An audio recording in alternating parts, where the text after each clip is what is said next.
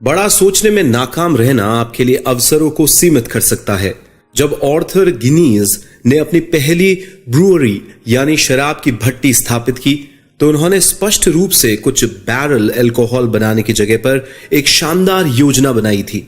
उन्होंने शराब की भट्टी की जो बिल्डिंग थी उस पर 9000 साल की लीज ली थी। इस तरीके से जब जेके रोलिंग ने हैरी पॉटर के आइडिया की कल्पना की थी तो उन्होंने पहली किताब के पहले चैप्टर को लिखने से पहले उन्होंने हॉगवर्ट्स में जीवन के बारे में 7 पुस्तकों की कल्पना कर ली थी।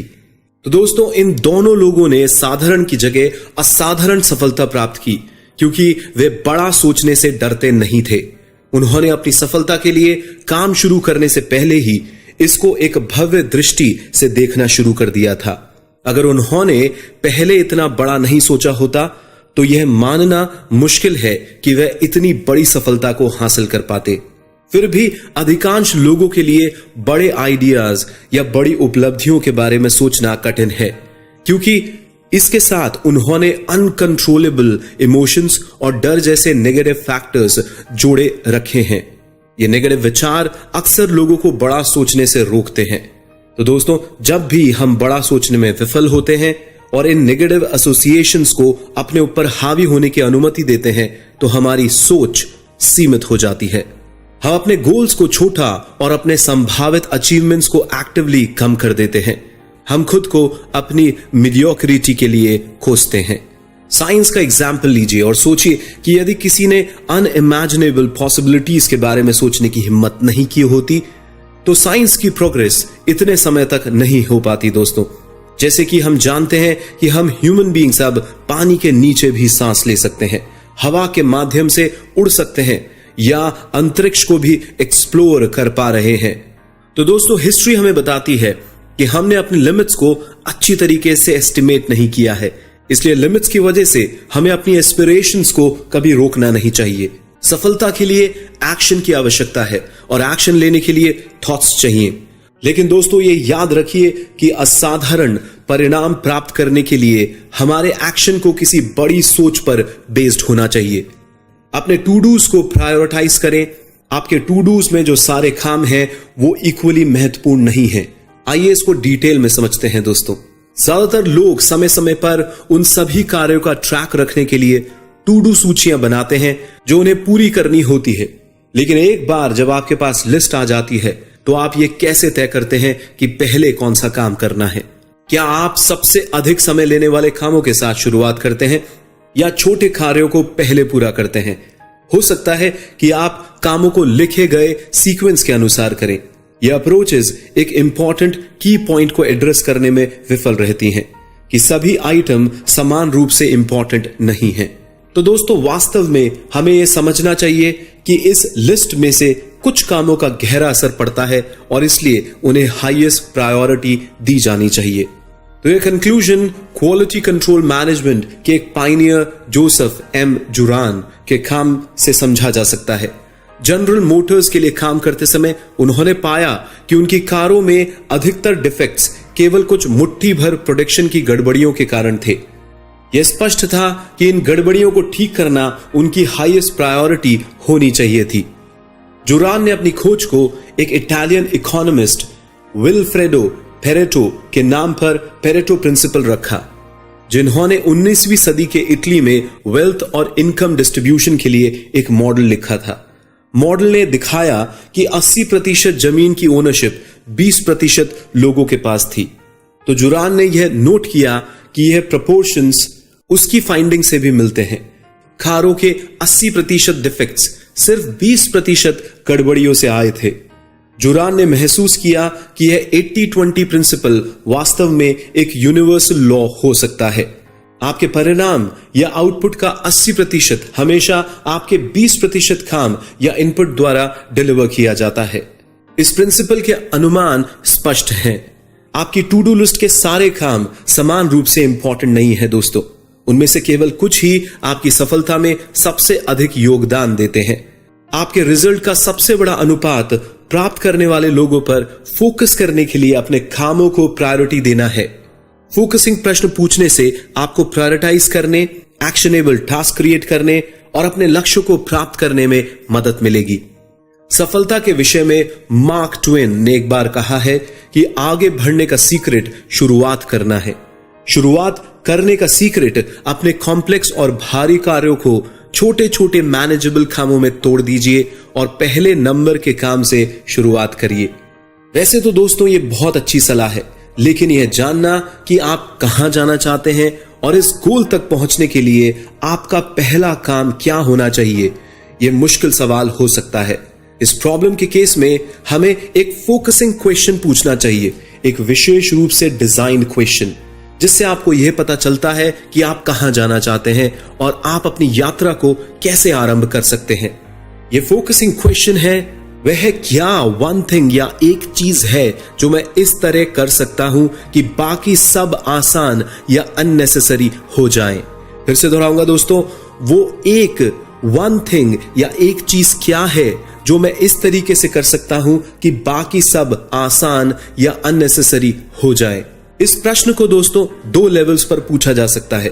प्रत्येक लेवल खुद के फंक्शन को सर्व करता है। सबसे पहले एक मैक्रो स्तर पर फोकसिंग क्वेश्चन आपको बड़ी पिक्चर देखने और अपने ओवरऑल गोल की पहचान करने में मदद कर सकता है।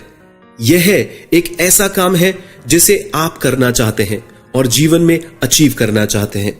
उदाहरण के लिए यहां आपकी वन थिंग आपका ओवरऑल करियर गोल हो सकता है दोस्तों। दूसरी चीज दोस्तों, एक अधिक प्रैक्टिकल शॉर्ट टर्म लेवल पर फोकसिंग क्वेश्चन आपको अपने इमीडिएट ऑप्शंस को प्रायोरिटाइज करने और शुरुआत करने के लिए सबसे प्रभावी कामों का चयन करने के लिए एक छोटा फोकस प्रदान कर सकता है। यहां आप अपनी उस वन थिंग की तलाश कर रहे हैं जो आप अभी कर सकते हैं। उदाहरण के लिए एक फोन कॉल करना।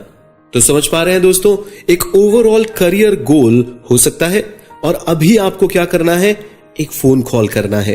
तो इन 2 तरीकों से आप समझ सकते हैं कि एक बिगर पिक्चर बना के एक स्मॉलर शॉर्ट टर्म लेवल पे अभी इंस्टेंटली आप क्या एक्शन लेते हैं, यह समझकर आप स्टेप बाय स्टेप अपने गोल तक पहुंच सकते हैं।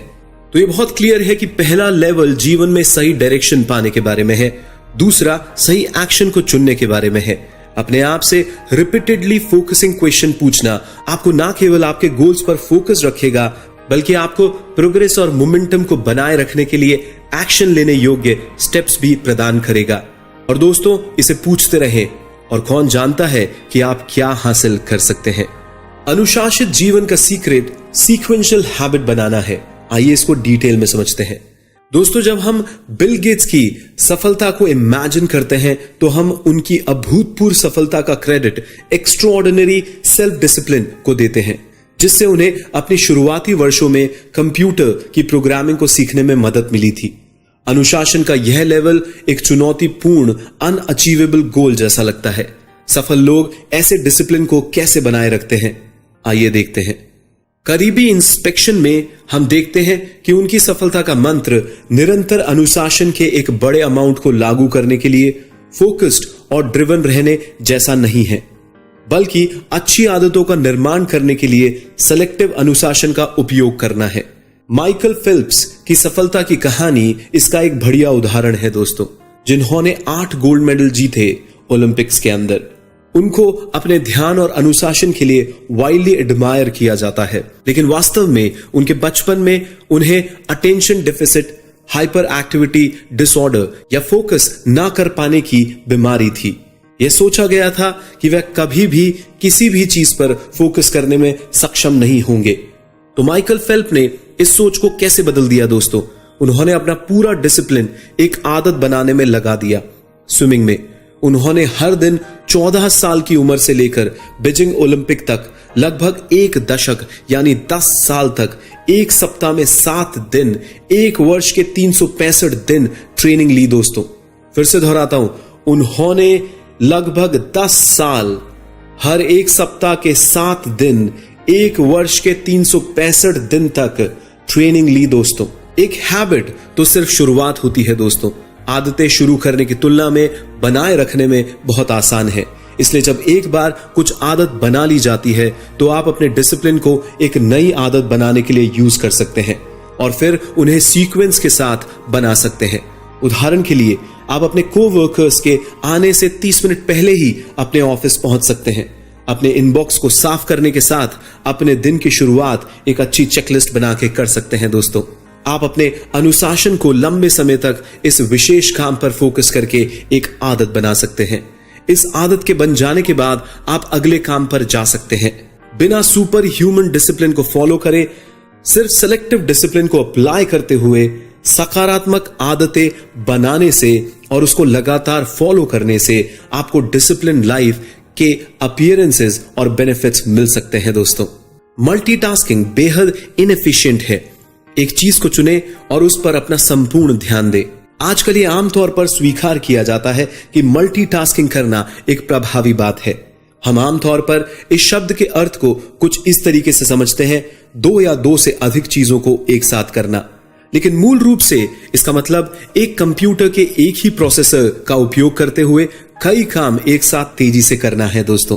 हालांकि हम एक ही समय में कुछ चीजें कर सकते हैं, उदाहरण के लिए फोन पर चलते हुए बात करना, लेकिन हम एक ही समय में 2 कामों पर प्रभावी रूप से फोकस नहीं कर सकते हैं दोस्तों। इसका मतलब यह है कि बार बार जब हम सोचते हैं तो हम मल्टीटास्किंग कर रहे हैं, तो हम वास्तव में 2 या 2 से अधिक कामों को जगल कर रहे होते हैं उस वक्त। वैसे ही जैसे एक कंप्यूटर एक काम से दूसरे काम पर फोकस करता है। तो दोस्तों रिसर्च बताती है कि ह्यूमन बीइंग के लिए इस तरह टास्क को बदलने में टाइम पेनल्टी लगती है, क्योंकि ह्यूमन एक काम से आगे बढ़ने और फिर दूसरे काम पर पुनः फोकस करने में समय लेता है। तो रिलेटिवली सरल कामों के मामले में इस समय की लागत बहुत कम हो सकती है, लेकिन यह कामों की कठिनाई के अनुसार बढ़ती जाती है। तो उदाहरण के लिए यदि आप एक कॉम्प्लिकेटेड स्प्रेडशीट पर काम कर रहे हैं और एक कोवर्कर आपसे ट्रिकी बिजनेस प्रॉब्लम पर चर्चा करने के लिए बीच में आता है, तो अब जब आप स्प्रेडशीट पर वापस स्विच करेंगे तो आपको यह याद रखने के लिए संघर्ष करना होता है कि आप किस प्रोसेस में थे और आप क्या प्राप्त करने की कोशिश कर रहे थे। तो ये आपकी टाइम पेनल्टी है दोस्तों। तो दिन के दौरान एक वर्क एनवायरनमेंट में ये टाइम पेनल्टीज जल्दी ही जुड़ जाती हैं दोस्तों। यह अनुमान लगाया गया है कि एवरेज ऑफिस वर्कर्स हर 11 मिनट में डिस्ट्रैक्ट होते हैं और इन डिस्ट्रैक्शन से उभरने में वे 1/3 दिन खर्च कर देते हैं। तो दोस्तों मैं आपसे पूछता हूं, क्या वाकई में आप अपना 1/3 वर्किंग डे खोने को अफोर्ड कर सकते हैं? तो दोस्तों इस बात को समझें कि एक मूवमेंट में सबसे अधिक क्या इंपॉर्टेंट है और फिर उस पर अपना पूरा ध्यान दें। आपकी विल पावर एक फ्यूल टैंक की तरह है। सावधानी से चुनें कि आप इसका उपयोग कहां करते हैं, या जब आपको वास्तव में इसकी आवश्यकता होती है तो हो सकता है यह आपके पास नहीं हो। आइए इसको डिटेल में समझते हैं।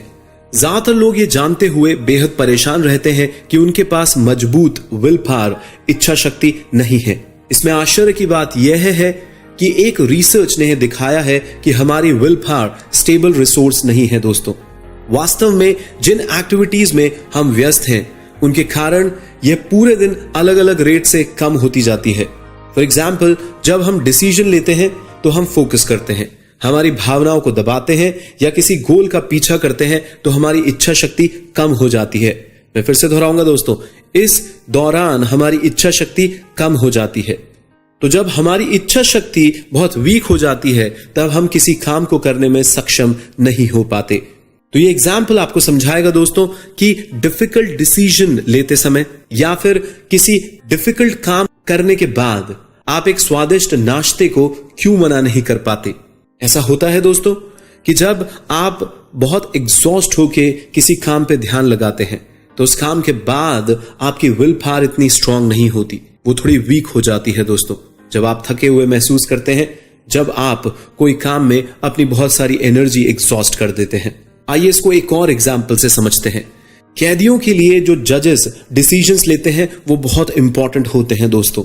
जज का हर एक सुनवाई का डिसीजन कैदियों के लिए बहुत इंपॉर्टेंट होता है। तो क्या इन डिसीजंस को दिन के समय किसी भी पल से प्रभावित किया जा सकता है? आइए इसको समझते हैं। इजराइल के पेरोल जजों से जुड़ी रिसर्च से पता चला है, जजेस की पेरोल की सुनवाई के अंत के कंपैरिजन में शुरुआत में फेवरेबल डिसीजन देने की अधिक संभावनाएं होती हैं। ऐसा इसलिए था क्योंकि जजेस ने कोई पेरोल नहीं के डिफॉल्ट निर्णय पर भरोसा करना पसंद किया था जब वे एग्जॉस्ट हो गए थे और दिन के दौरान उनकी विल पावर, इच्छा शक्ति जब कम हो गई थी।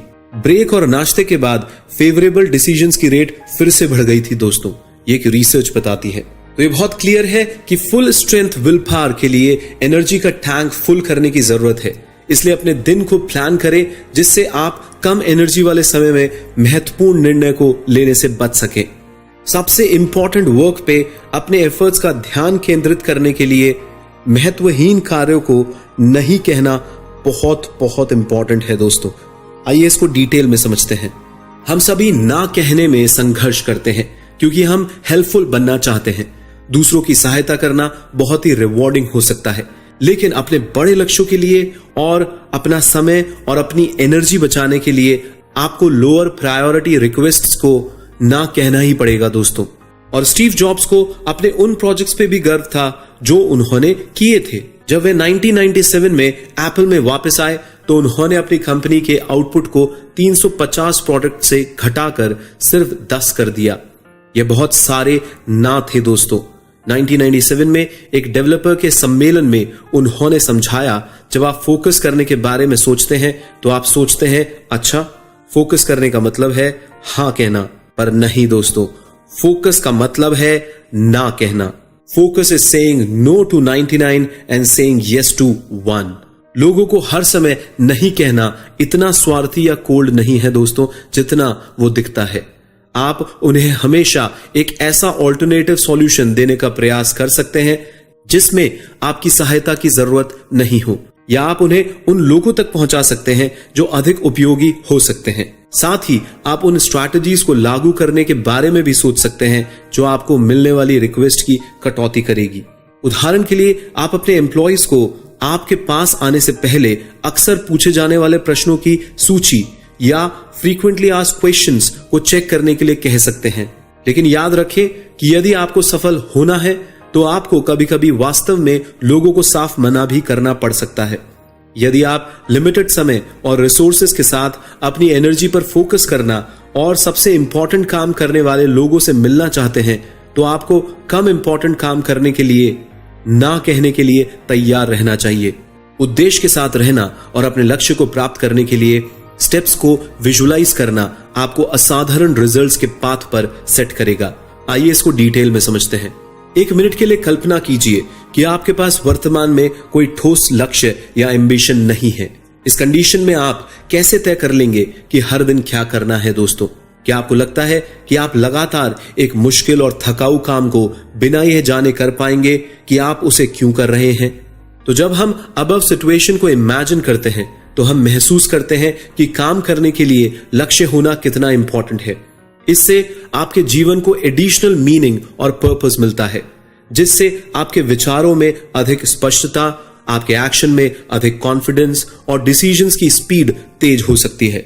सबसे इंपॉर्टेंट बात यह है कि जब समस्याएं होती हैं तो यह पता होने से कि आप क्या कर रहे हैं और क्यों कर रहे हैं, आपको इंस्पिरेशन और मोटिवेशन मिलता है दोस्तों।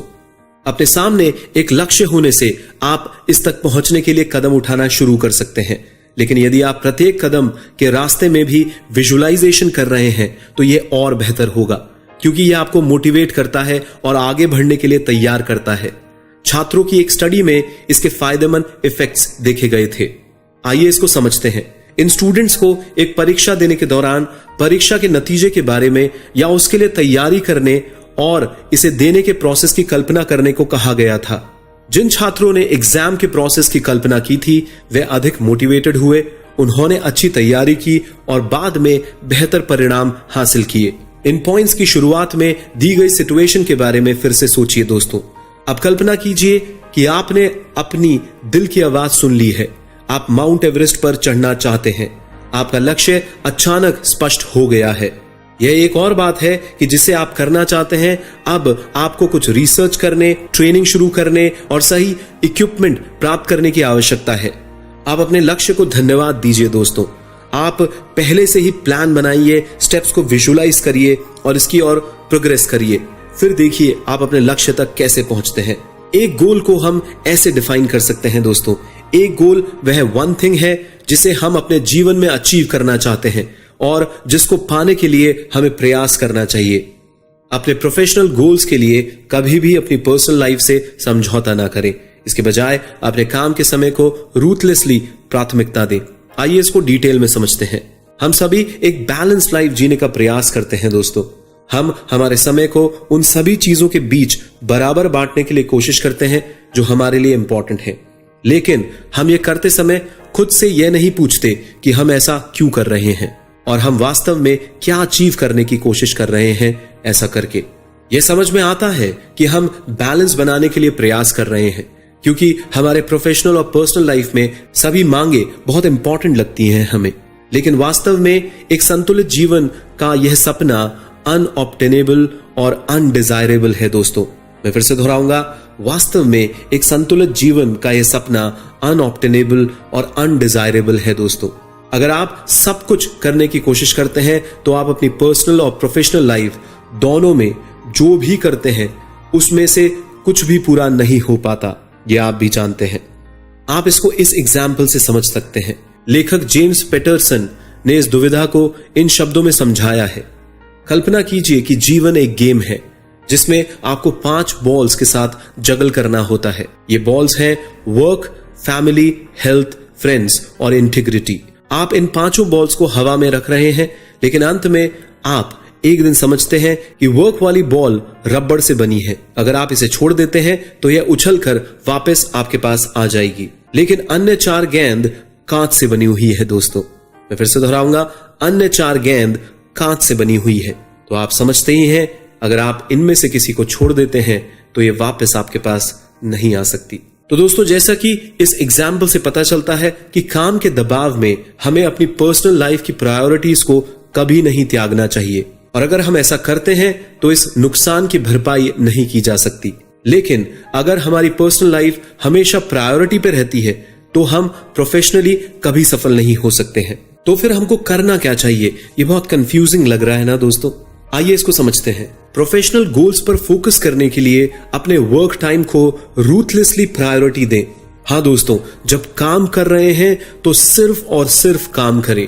उस वक्त एकदम रूथलेस हो जाएं, यानी कि जो आपका 8 घंटा है काम का, उसको टॉप प्रायोरिटी पे रखिए। उस वक्त कोई भी डिस्टर्बेंस मत आने दीजिए।